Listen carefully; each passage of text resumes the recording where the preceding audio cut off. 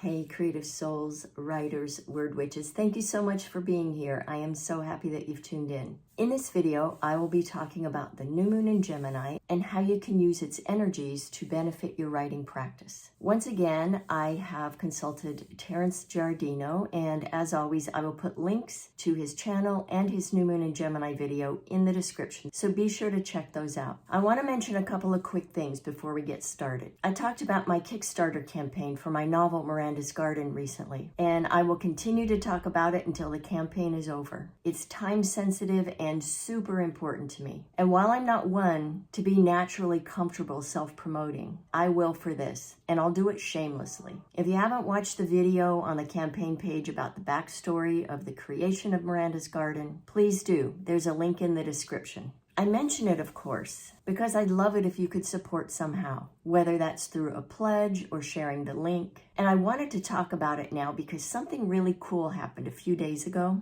I think it was on the Friday before this new moon. I checked in on the campaign and I saw that it was 37% funded with 37 days to go. If you're into numerology, you know what repeating numbers mean. They're said to be a sign from the universe. And if we look further at that repeating number 37, we can see what it boils down to. So the way numerology works, for those of you who don't know, you'll take a string of numbers or two numbers and add them together until you've distilled it down to one number. And then that singular number that you end up with, there is meaning behind it. So if we take 3 and 7 from 37, add those together, we get 10. Then we add together 1 and 0, and we get a 1. And so what are ones about? Ones are about beginnings. They are about independence. What two perfect words to be associated with my debut novel and my indie publishing efforts. So please head over and take a look and spread the word. This has been 30 years in the making and I'm very excited about it. And again, link in the description. I also recently posted a video about how setting shapes story and why I chose Colorado for the setting of Miranda's Garden. So please take a look at that and grab my new digital flipbook on setting. It's only $10. $10. It's a steal. And it's called What You Need to Know About Setting to Write Good Fiction. It will really help you tune in and hone your skills around writing setting. Because setting is about so much more than just creating a backdrop for a story. And again, for that, link in the description. Okay, so let's get to this new moon. As we know, new moons are always about beginnings and setting intentions to make some kind of change that we want to make in life. With the new moon in Gemini, these new beginnings and intentions will all involve themes of communication and mentality, so mental functioning and our perspectives. And as Terrence says, it will be curiosity driven. So it means favoring learning, networking, speaking, writing, and visibility. And that's really good news for me, given what I was just talking about, my Kickstarter campaign and getting my novel out into the world. And I hope it is for you too. What do you have in the works that you want people to be aware of? It's very easy for us writers to just kind of sit back, be quiet, and do what we do. And then there's the other part, kind of the business part of writing, that means putting ourselves out there, getting our work out into the world. So do you have a project that is near finished or finished and you've just kind of been sitting on it? Now is the time to make it visible and make yourself visible. What gem have you been keeping to yourself that is ready to be appreciated by others? Are you working to get yourself out there? Are you working to make yourself visible around your writing? And this could be physically visible by attending workshops and classes and writing events, like going to public readings to meet other writers or to read your work in front of others, or it could be virtually visible. Posting more on social media about your projects, your writing, and what you're doing. Maybe even sharing excerpts. Maybe it's about submitting your work more, if that's something that you're invested in doing. And I want to take a brief moment to address this aspect of being a writer. While we do need to take steps to make ourselves visible, we have to be selective about how we do that, based on what our systems will allow. For example, I went to a public reading a few nights ago. It was on the Friday before this new moon. It was an open mic event, so you go in, you sign up on a list, and when your name gets called, you go up and read for an allotted amount of time. And in this case, it was 7 minutes. So I went, I read, I was the fourth reader, and I hung out for quite a while after my reading to hear what others had to offer. The room was absolutely packed with people. And if you're ADHD like me, you know that events like this can really throw you off your matrix. And I know I need to do this kind of thing right now. I need to go to events like this. I need to make myself more visible to make people more aware of my novel and my Kickstarter campaign. And when I got home, stim, even well into the next day, like nobody's business. And just a side note, I will be posting a video soon about how to maintain a writing practice, which includes being around people, being public, while being a neurodivergent, because it's a real challenge. It can get complicated, as I'm sure you know. And I want to offer some support and encouragement around that. And I would love to hear how some of you who are writers and neurodivergents function in the world as a writer, if of course you're open to sharing that. At any rate, the point of this digression is to really encourage you to think about how you can get yourself out into the world so you can get published, so people can read your work, so people know who you are as a writer, what you write about, what you stand for, and whatever your goal as a writer is, and how to do this in a way that doesn't totally deplete you or shock your nervous system too extensively. And then also have rituals in place after you go out, you're around people, you're in a public event, you put yourself out there, how to calm and center yourself. Terrence says during this new moon or around it, because new moons, right, it's not just on the day, it extends, it has this ripple effect that can last for 2 weeks or longer. So he says that with this new moon, there is this hunger for information, for gathering information. So this is great if you have research to do for your story or your novel. He also says it's about seeking stimulation. And again, know what stimulation is right for you, because we're all different. Even those of us who are neurodivergent on the spectrum somehow, we're all very different.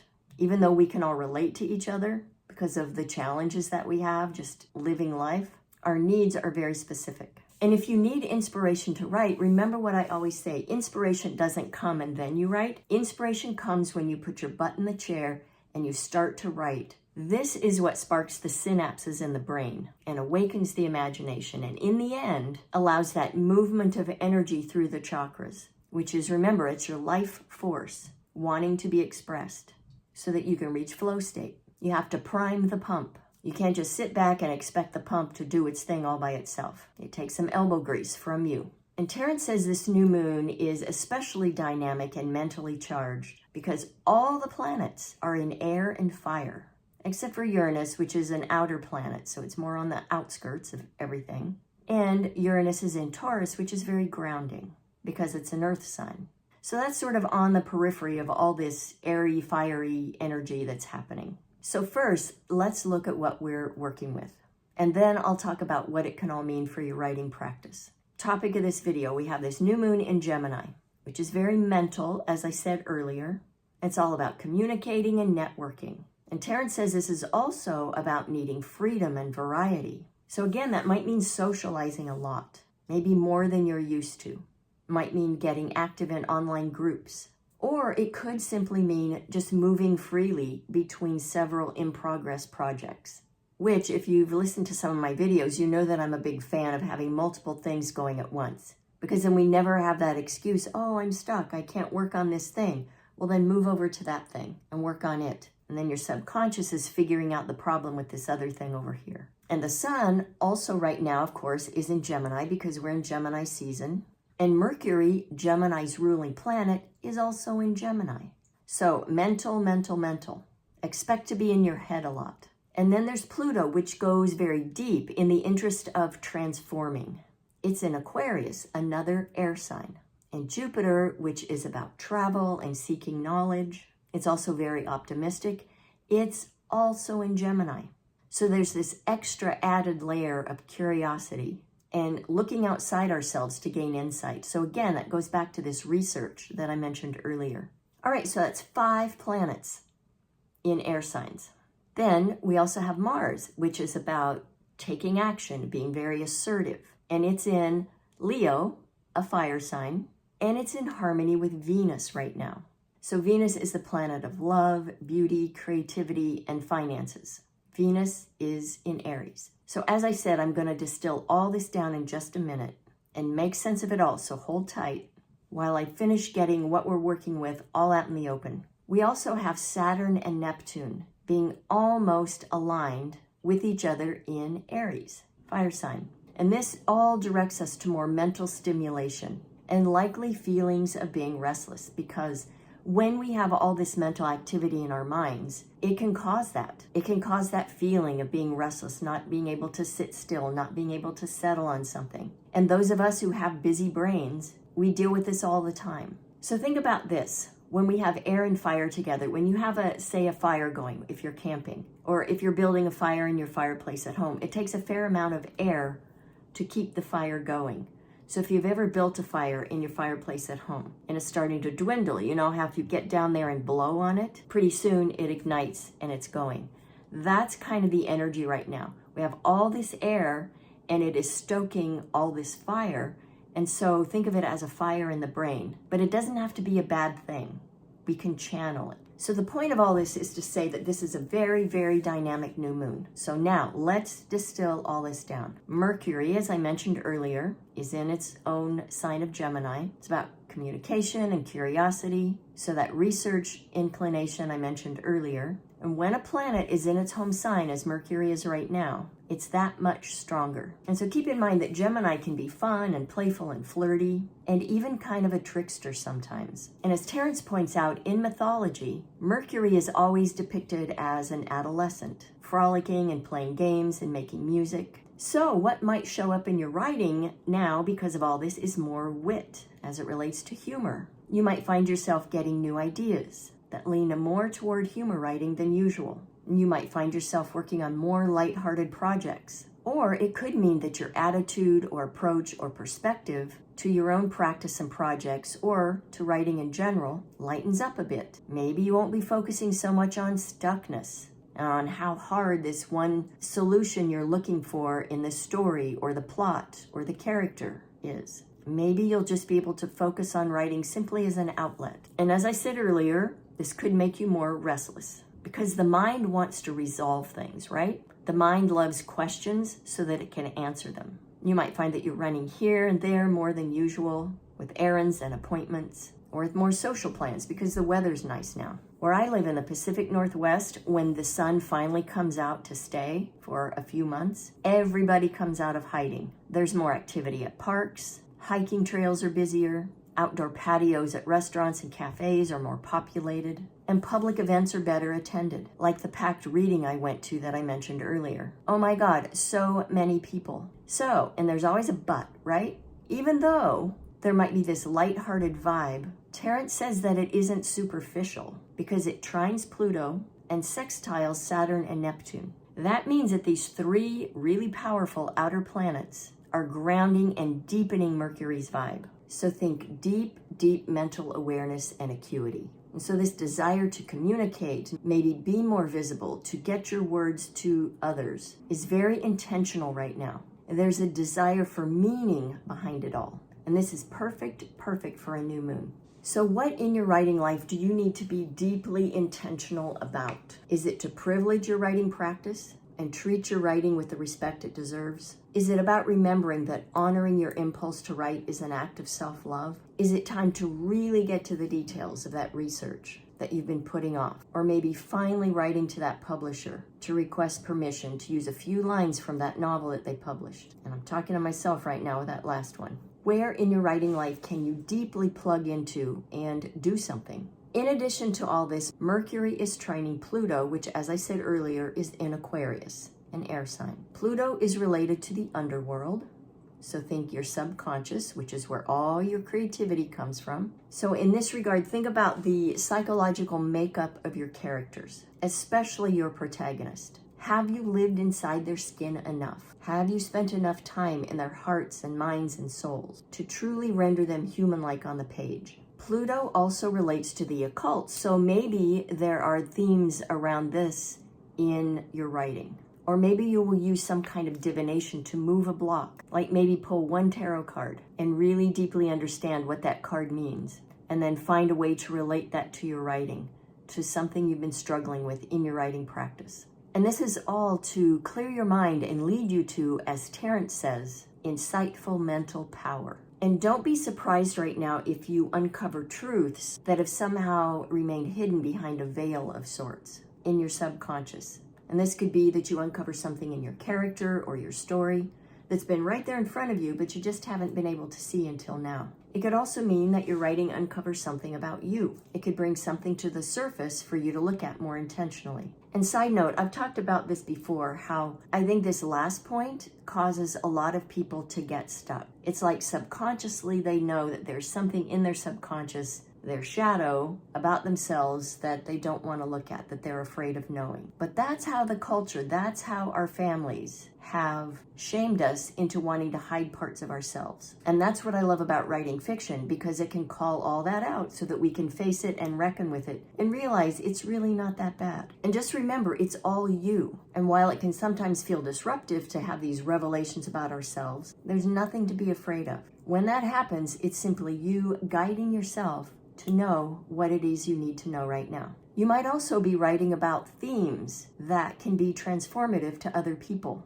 whether it's readers or other writers. And Terrence says this is a very persuasive energy. So your writing now might have the power to change people's minds, to cause insights, to help them see things from an angle or a perspective that they haven't ever experienced before, that they haven't ever thought of before. It might move them to take an action, to act on something that can change their lives or the lives of others. So if there's a cause or a theme or a topic that you are passionate about, that you write about, even if, or maybe especially if, you weave that into story, it can have a profound impact right now and create these big light bulb moments for other people. So this is all about insights and seeking understanding.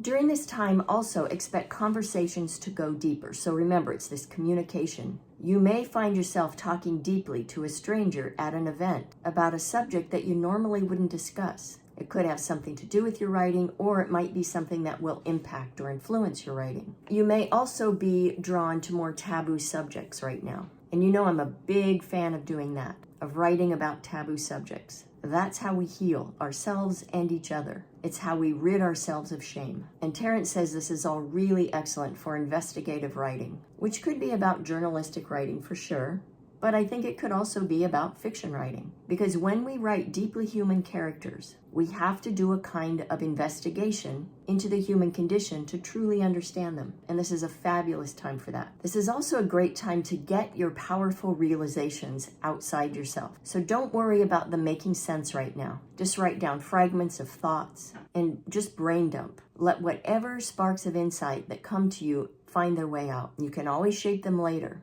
Just keep the flow going. Okay, so then we have Saturn's involvement. And Terrence says this adds a degree of maturity to all of these intentional, deep thoughts that we're likely having right now. And then Neptune adds intuition and creativity to the mix. So writers, this is super, uber good for us right now. I would love to know how all of this is presenting itself in your writing life. Leave me a comment, please. And if you haven't already, please subscribe. I'm trying to get to 500 by the end of June. Are you having any kind of writing breakthroughs right now? I would love to hear about them. Are you reading back over passages that you've written in the past and finding that what you wrote then to be underdeveloped, but now you can clearly see how to give the passage or your character more depth? And Terrence says this about all this energy that we're talking about, and this is a direct quote. This creates a bridge between imagination and execution. Again, writers, it's like this is meant for us. It's a gift. It's a space for us to really move our writing forward in a deeper, more intentional way.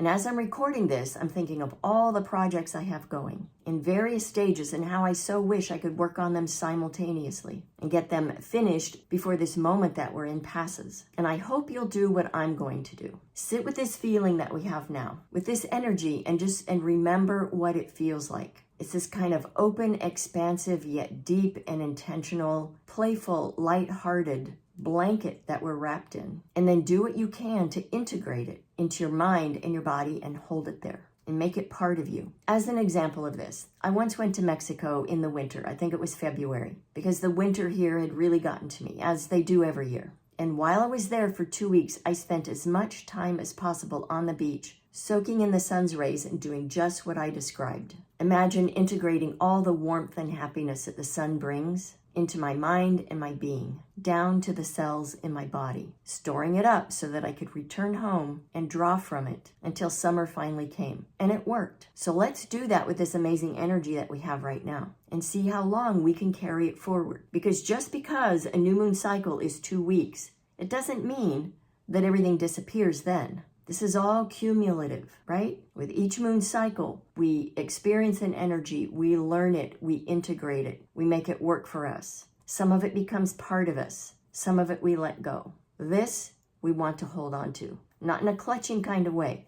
Want to integrate it into us. So get really intentional right now about what you want to carry forward from this new moon and integrate into your being so it stays with you and is not something that's fleeting. Let's not let this be and it was fun while it lasted moment. Terrence also says this is a time to dream really big and make real plans. So this is different from having those floaty kind of fantasy, I wish this or that were so kinds of dreams that are merely fantasy or an escape from reality. This is having an honest, big dream and creating a solid trajectory of actions to make it all happen. So what is that for you? For me, at the top of my list is getting Miranda's Garden out into the world. Next, of course, is selling many, many copies of it and eventually getting a film option, which I think is almost every novelist's dream. And I say almost because I'm sure there are plenty of people who don't really give a rip about that. But I'm very visual and I've always imagined Miranda's Garden on the big screen. I'm also envisioning pitching my TV show idea at an upcoming conference in the fall and getting an agent. And trust me, if I could pitch and create a TV show to Netflix or Max without an agent, I would do it. But that's pretty impossible unless you're a very, very, very big name and you have connections at streaming services. So I'll need an agent for that. I'm also envisioning the 2 short story collections that I have going. One is way further along than the other. But now that I'm independently publishing my own work, I'm in control of what happens with those. And then, of course, there's my nonfiction book about my writing through the body method, for which I anticipate submitting the proposal to a publisher later this year. And that's a lot. And I hope you have a lot on your plate as well. Because like I said earlier, when we have a lot of projects going on, we never have that excuse that we're out of ideas or that I'm stuck and can't write on this thing that just isn't moving forward. Because we always have something else to work on. And this is how I balance the ebbs and flows of my creativity. Think of like a fish in a river, always moving forward, always navigating between obstacles and blocks. So rocks and twigs, whatever else might get in the way. Always looking for a space to pass through, to keep forward momentum, even if it feels slow sometimes. Terrence also offers this. This is another direct quote. This is ideal for creative writing, visionary planning, and spiritual studies that require discipline. So do you hear what is happening here, writers? I'm not suggesting that everybody has to view their writing practice the way I view mine. But as I said before, for me, my writing practice is part of my spiritual practice. It's the thing that brings me back to myself again and again and again. It's like we're being given this little bubble of perfection within which we can get our footing in a very, very big way and experience a lasting way to approach, honor, and execute our writing. Have you ever had this experience where you've just been putting along status quo, things remain the same as they've been for a long, long time, and then suddenly something shifts and you turn a corner and you know there's no going back? You can do that now. Are you willing to do it? I hope so. Terrence also says this is a time where we can easily blend discipline with mysticism. So thank goodness, because I do think that writing, especially writing fiction, has a kind of mystical quality about it. The creative process itself, from conception to finished product, if we want to call it that. Everything in between, it is a kind of mysticism in my mind. That's how I experience it anyway. So thank goodness that we can take that and blend discipline with it. Are you ready for this? I am. I am so ready for this. He also talks about Venus trining Mars. With Venus in Aries, which is home to Mars, and Mars in fellow fire sign Leo, what does that mean? Well, it triggers high levels of passion, creativity, and romantic energy. This is also excellent for us writers. Passion for our work. And if we're telling stories that involve passion, whether romantic or not, this will also be good support for that. And as I always say, we have to fall in love with our characters, and especially our protagonists. And this might be a good time to revisit your protagonist. Just like people renew their wedding vows, revisit your protagonist and check in and renew your investment in your connection to and your understanding of your beloved protagonist so that you can do right by them. And Terrence says not to be surprised if sparks fly right now. If you're into romantic love in your own life right now, go for it. Myself, I'd rather channel that into my work. Far less drama and disruption, at least in my experience. The event that I went to the other night that I mentioned earlier, it was an erotica open mic reading. So let me tell you, sparks were flying. And if you're inclined to write romance or erotica, now's a good time to do more of that. Or if you have yet to let yourself go there, now's a good time to start. The nice thing about erotica is that it can be whatever you want it to be. It can be super surface and spicy and very graphic and descriptive.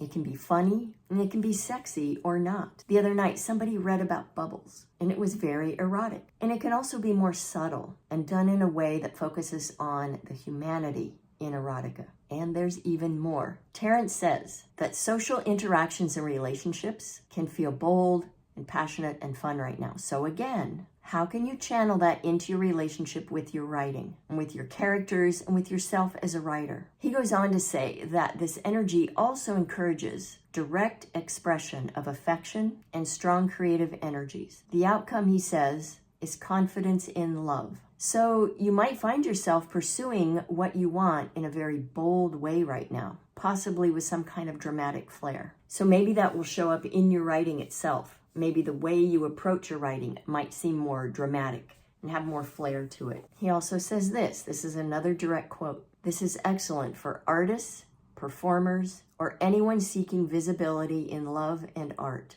So how will you channel this dramatic, bold, creative energy into your work? What new stories will you let yourself tell? Will you return to in-progress stories and approach them in more bold ways? Venus is also sextiling Jupiter, which is all about positive opportunities. And remember, Jupiter is in Gemini, which is also where the new moon is. So we have this nice, tight, compact, harmonious web of positive connections that all lend themselves to our benefit so that we can create to our fullest potential. Because Jupiter adds this other beneficial layer of luck, optimism, and ease to relationships and finances. Big yes to the latter. So you might find if you write for a living, you might find that you're making more money from your writing. You might find that you start getting paid to write. Or you might find that you have been accepted to a publication that pays really well. And again, about public interactions, this Jupiter influence, also very beneficial to social interactions. So this is again about public events, and this is all infused with a kind of charisma. So use it to your advantage. It's a good time to be out and about, making connections with other writers, gaining visibility, and really just allowing others to appreciate your stories and you as a writer, what you bring to the world. So this is all about the appreciation of beauty and pleasure. Can this get any better? Terrence also says that these energies play a big role in attraction right now. So let people hear your words. Only you can tell the stories you tell in the way that you tell them. Let people be seduced by your words. Words are powerful. And your story could be music to someone's ears. It could be just what they've been needing to hear. It could validate their feelings or some experience they've had. It could mend their heart. It could put a smile on their face. You could attract people who fall in love with your mind, the way you create story, or the kind of stories that you create. They may start following your work. They may contribute to your Kickstarter campaign.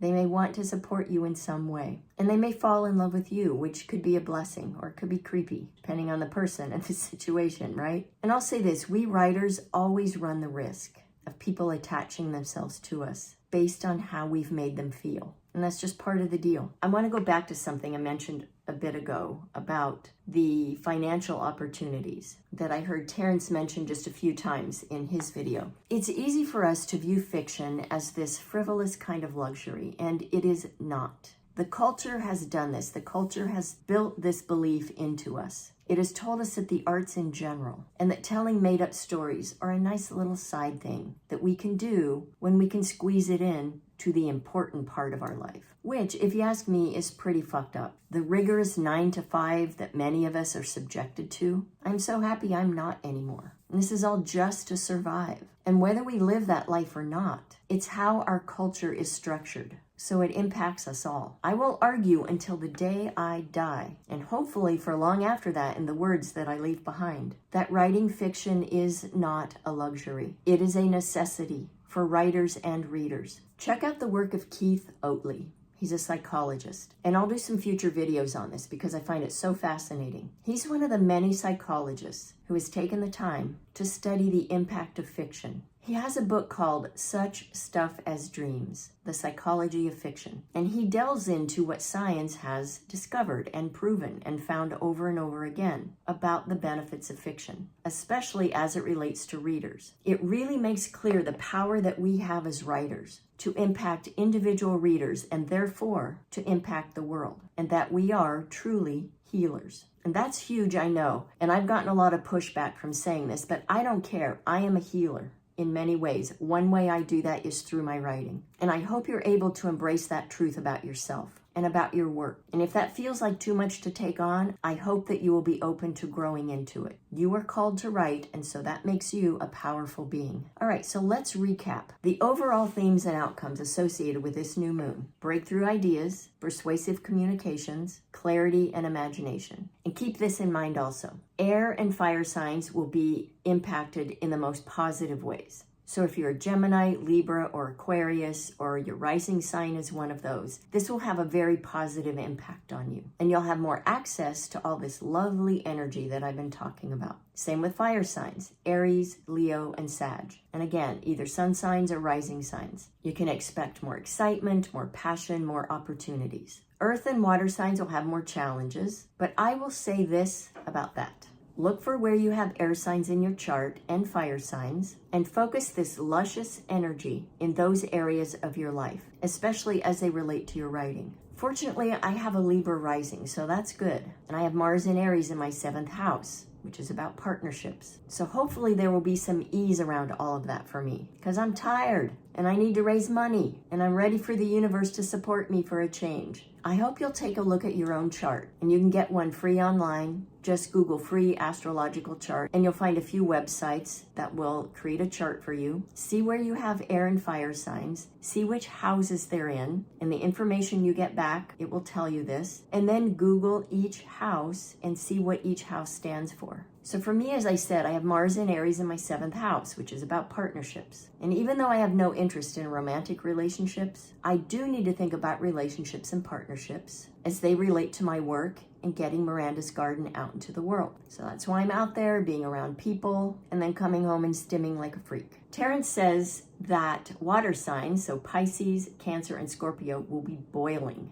because of all this fire we have happening right now. And fire heats up water. And that's not always a bad thing, depending. It can feel stressful, all that mental air energy. So work to calm your mind. You may find that taking time out in your day to meditate, to stare out the window, or pause and take several deep breaths to keep your nervous system from feeling jangled is just what you need. Or write down all the chatter in your brain, or even speak it into a voice memo on your phone. Whatever you need to do to move it outside yourself so that you can take advantage of this lovely positive energy that we have right now and create. But honestly, for me, it's just another day. And I'm sure a lot of you can relate to this. This chatter of the mind is just the way it is. And this might show up now as too many ideas, which, okay, what a great problem to have, right? But like I said earlier, just get them down somewhere so that you can return to them later. Keeping them inside your brain is like that metaphor I use, the bees in the jar. It'll drive you mad.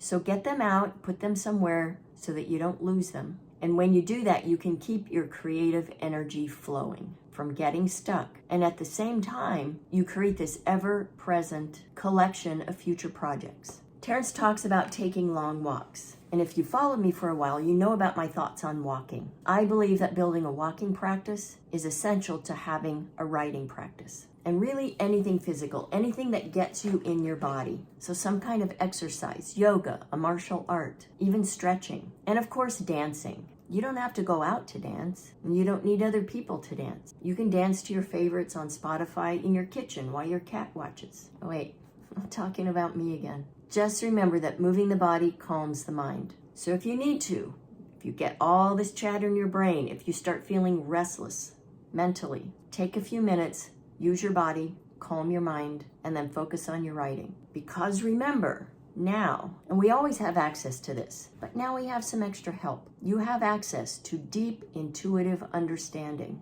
living right alongside mental clarity. And that's kind of a match made in heaven for writers and storytellers. Your writing dreams are possible. Your ideas are valid. And you're not here to half-ass it, lovely writer. Remember that. The world needs your stories. If any of this resonates with you, if you find it useful, please subscribe. I'm trying to get to 500 by the end of June. As always, sending you mad writing mojo. Happy writing.